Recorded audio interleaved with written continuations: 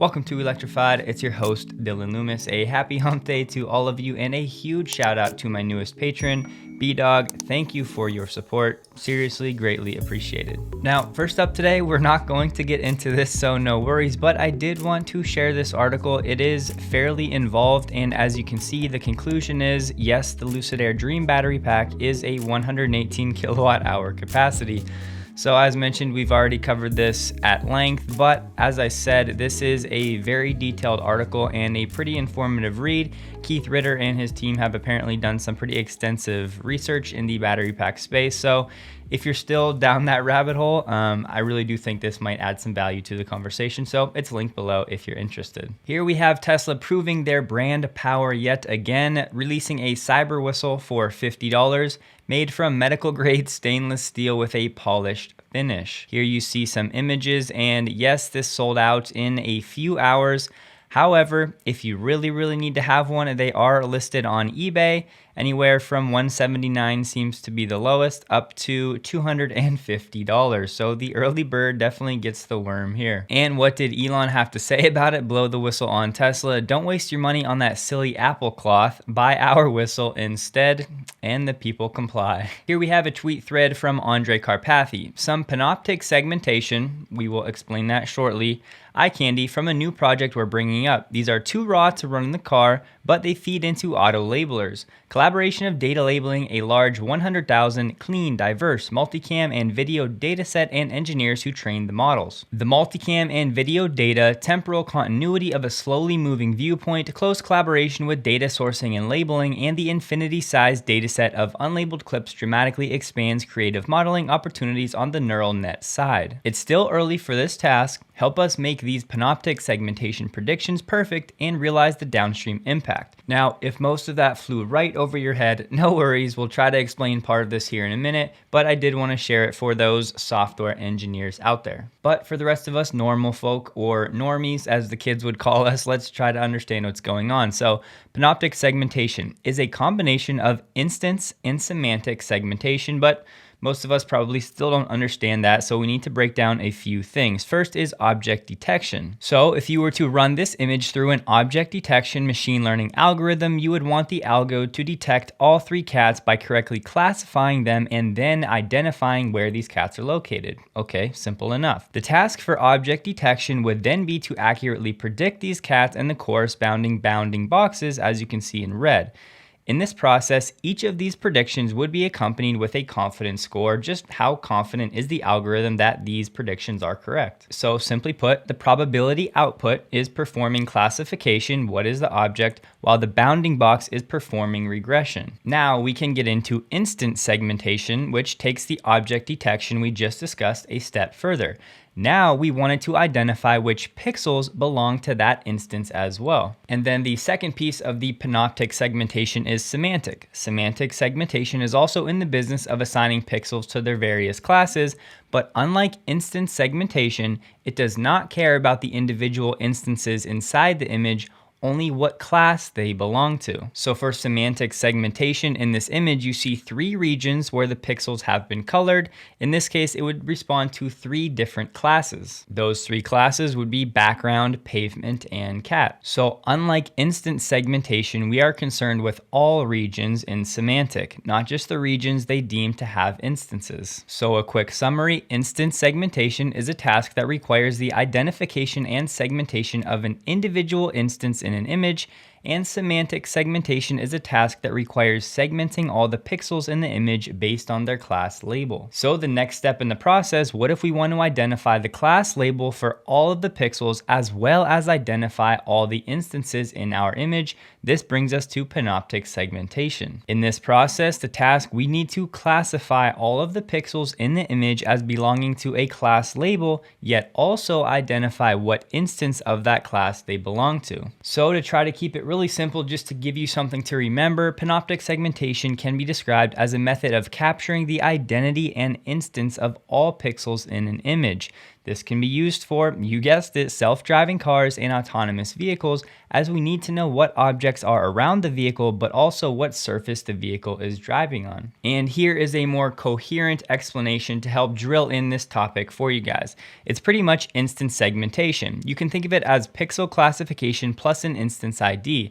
The pixel classification is called semantic segmentation, which just looks at each or a small group of pixels and predicts what class the pixel is in. Remember, classes like a road, car, person, dog, traffic light, etc.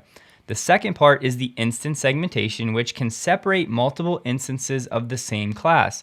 So if there were two people standing next to each other, they would have different ID labels to show they are two separate instances, but their class label would be the same person. And then Texas T says this is typically very slow. So then we have, okay, Tesla has this new project using Panoptic segmentation to, of course, improve FSD and training the neural nets. So hopefully that helped give you some idea of what's going on here. Maybe we'll circle back to this in the future and get into it more in depth, but for now, let's move on. So Tesla's CCS adapter has been activated in North America with 2021.40.6 software update. Now, just to be clear, of course, not everybody is going to have this functionality, and this was just one anecdote from a user, as you can see, in Vancouver, British Columbia. So the CCS adapter for Teslas was really only available in the South Korean market, but some users are bringing it to the States and Canada. And here is the image of the CCS adapter charging a Tesla, and yes, it is actually working. Basically, the software has been activated to allow it. The peak charging speeds were 110 kilowatts before tapering to 77 to 90 kilowatts for most of the charging session.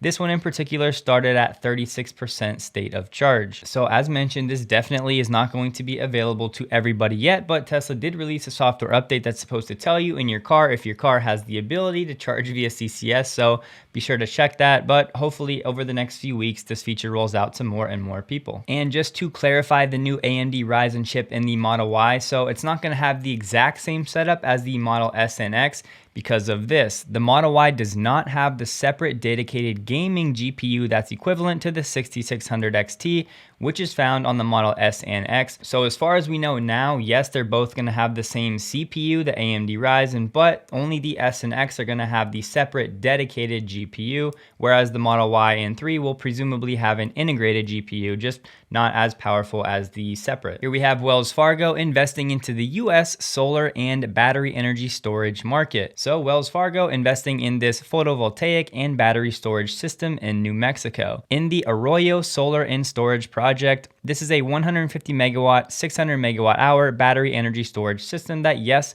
will be provided by Tesla Megapacks. Project is central to a plan by utility company Public Service Company of New Mexico to produce nearly a gigawatt of energy from solar and energy storage facilities to replace the San Juan Generating Station, a coal-fired power plant that is closing down. As mentioned, Tesla will provide the Megapacks, and the operations and maintenance will be provided by Tesla and SOLV Energy, so maybe AutoBidder will be in use here, maybe not. We're not exactly sure any more detail further than this. A quick funny note here. So Sawyer had this tweet breaking: Tesla launched Tesla Q tiers for $420.69. Now, yes, this was funny, but I'm sharing it because I actually went to Tesla's shop to see if this was available. Not necessarily that I would have bought it, but I was really curious to see if Tesla was actually going to do this. But no, this is not real. SpaceX currently tests Starlink on aircrafts for future in-flight Wi-Fi services. Now, we had talked about this a few months back, but it looks like the testing is actually underway, with Starlink having the goal to offer the services to airlines as soon as possible. But even if the testing goes well, Starlink and SpaceX will still need to receive the necessary approvals from the FCC to provide the mobile internet to aircraft. Here we have the Stellantis CEO basically just complaining about how hard it is and the cost required to manufacture EVs and to do it quickly. Now, in life, you can be somebody who makes excuses or makes solutions. I always try to be the latter, and here we have Carlos Tavares leaning toward the former. External pressure on automakers to accelerate the shift to EVs potentially threatens jobs and vehicle quality as producers struggle to manage the higher costs of building EVs. Tavares said the costs are beyond the limits of what the auto industry can sustain. He said electrification brings 50% additional costs against a conventional vehicle. There's no way we can transfer 50% of additional costs to the final consumer because most parts of the middle class will not be able to pay. He said pushing up the speed to ramp up electrification is is just going to be counterproductive. It will lead to quality problems. It will lead to all sorts of problems. Now, to some degree, he might not be wrong. I understand, but at the same time, he just looks like a crybaby saying that he doesn't want to put in the work and do what needs to be done or ultimately go out of business. Now, they're not standing still, but on Tuesday, Stellantis said it had invested in solid-state battery startup Factorial alongside German automaker Daimler. So all of these legacies are going to have a choice. You can complain about the EV revolution and the costs and the job cuts and all of the downsides, which yes, exist,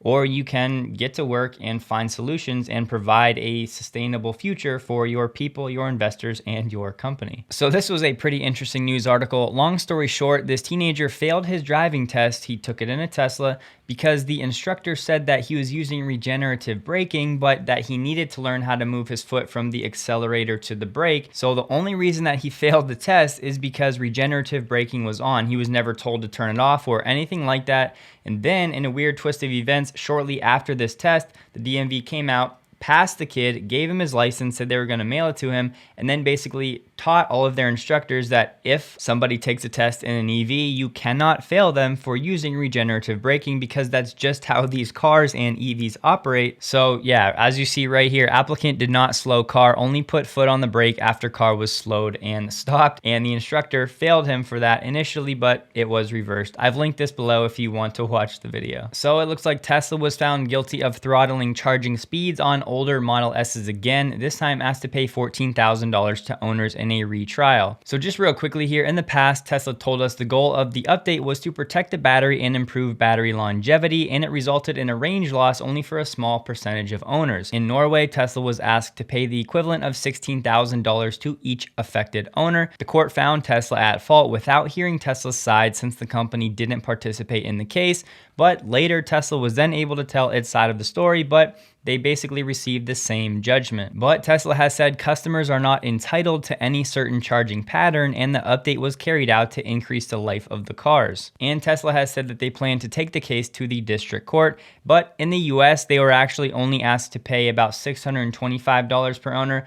Long story short, Tesla was just slowing down the charging speeds on some of the older Model S vehicles. There was really not a lot of explanation given other than to protect the battery pack and improve the longevity, but some of the owners weren't happy, and they were also seeing shorter ranges out of nowhere, essentially. So we'll keep an eye on it, but not a major deal. This potentially, however, could be a major deal for Porsche. Basically, we have a whistleblower talking about 60% of all delivered Taycans have battery issues that are causing replacements, damages, and fires. Now, this is actually a really long, involved article, so I'm only going to go over the highlights here, but Alex Voigt, job well done, linked below if you want to read the whole thing. Porsche is reportedly hiding these problems from customers and authorities and quietly replacing the damaged battery cell modules without informing customers to cover up the problem. Tesla offered to help Porsche with battery management through Audi contacts years ago, but Porsche management at the time rejected any external help, saying it could handle everything internally. Somewhat ironic that this whistleblower news comes out today, the day Tesla releases a Cybertruck whistle. But the whistleblower explained the Taycan's 800-volt onboard charger used today does not control the charging process well enough and can overcharge some of the battery cells, causing them to overheat.